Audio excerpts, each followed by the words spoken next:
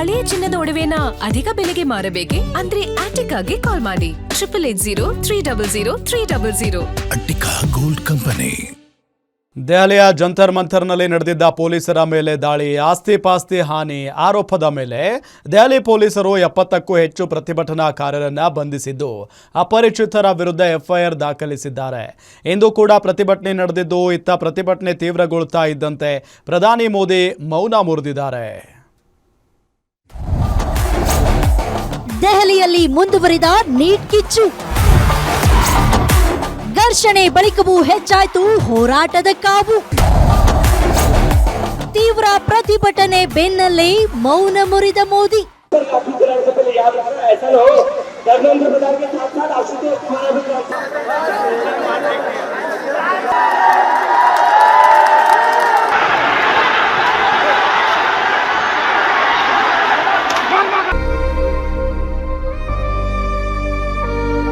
Neat ಪರೀಕ್ಷೆಯ ಕ್ರಮ ಖಂಡಿಸಿ ಕಾಕ್ರೋಜ್ ಜನತಾ ಪಾರ್ಟಿಯ ಹೋರಾಟ ಮತ್ತಷ್ಟು ತೀವ್ರಗೊಂಡಿದೆ.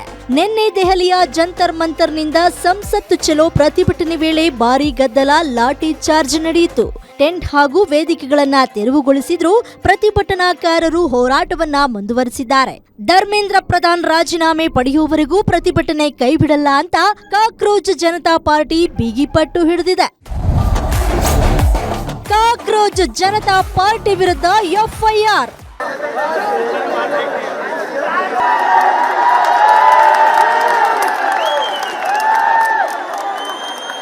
ಏನೋ ದೆಹಲಿಯ ಜಂತರ್ ಮಂತರ್ನಲ್ಲಿ ನಡೆದಿದ್ದ ಪೊಲೀಸರ ಮೇಲೆ ದಾಳಿ ಹಾಗೂ ಆಸ್ತಿ ಪಾಸ್ತಿ ಹಾನಿ ಆರೋಪದ ಮೇಲೆ ದೆಹಲಿ ಪೊಲೀಸರು 70ಕ್ಕೂ ಹೆಚ್ಚು ಪ್ರತಿಭಟನಾಕಾರರನ್ನ ಬಂಧಿಸಿದ್ರು.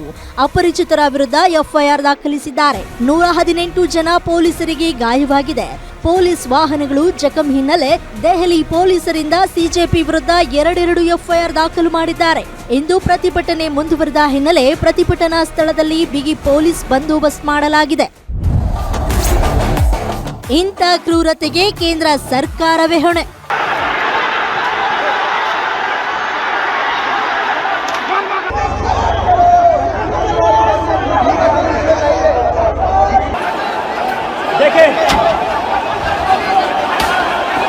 ಇನ್ನು ದೆಹಲಿ ಪೊಲೀಸರ ವಿರುದ್ಧ ಕಾಕ್ರೋಚ್ ಜನತಾ ಪಾರ್ಟಿ ಮುಖ್ಯಸ್ಥ ಅಭಿಜಿತ್ ದಿಪ್ಕೆ ಕೆಂಡ ಕಾರಿದ್ದಾರೆ. ದೆಹಲಿ ಪೊಲೀಸರು ಯಾಕಿಷ್ಟು ಕ್ರೂರವಾಗಿ ವರ್ತಿಸುತ್ತಿದ್ದಾರೆ?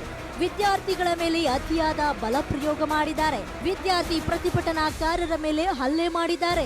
ಲಾಠಿ ಪ್ರಹಾರ ನಡೆಸಿದ್ದಾರೆ. ಹುಡುಗಿಯ ಕುತ್ತಿಗೆಗೆ ಹೊಡೆದ ಪರಿಣಾಮ ಗಂಭೀರ ಗಾಯಗಳಾಗಿವೆ. ಇದೆಂತ ಕ್ರೂರತೆ, ಇದೆಂತ ಕ್ರೌರ್ಯ! ಇದೆಲ್ಲದಕ್ಕೂ ಕೇಂದ್ರ ಸರ್ಕಾರವೇ ಹೊಣೆ ಎಂದು ಗಂಭೀರವಾಗಿ ಆರೋಪಿಸಿದ್ರು.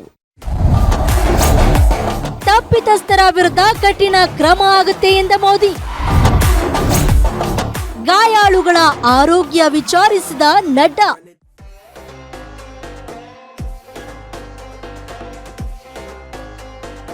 ಎತ್ತ ಪ್ರತಿಭಟನೆ ತೀವ್ರಗೊಳ್ಳುತ್ತಿದ್ದಂತೆ ಪ್ರಧಾನಿ ಮೋದಿ ಮೌನ ಮುರಿದಿದ್ದಾರೆ. ಎನ್ಡಿಎ ಸಂಸದೀಯ ಪಕ್ಷದ ಮಂಗಲ್ ಮಿಲನ್ ಸಭೆಯಲ್ಲಿ ಪ್ರಧಾನಿ ಮೋದಿ ನೀಟ್ ಅಕ್ರಮದ ಬಗ್ಗೆ ಗಂಭೀರವಾಗಿ ಮಾತನಾಡಿದ್ದಾರೆ. ದೇಶದಲ್ಲಿ ಪ್ರಶ್ನೆ ಪತ್ರಿಕೆ ಸೋರಿಕೆಯನ್ನ ತಡೆಗಟ್ಟುವುದು ಸರ್ಕಾರದ ಕರ್ತವ್ಯವಲ್ಲ, ಅದೊಂದು ರಾಷ್ಟ್ರೀಯ ಜವಾಬ್ದಾರಿ. ಯುವಕರ ಭವಿಷ್ಯವೇ ನಮ್ಮ ಆದ್ಯತೆ ಎಂದು ಪ್ರಧಾನಿ ಹೇಳಿದ್ದಾರೆ.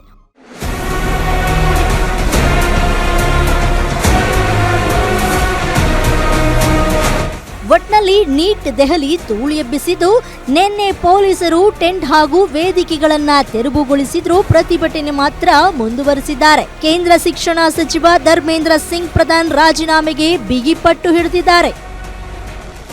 Suresh Kyadigunte, news desk, guarantee news.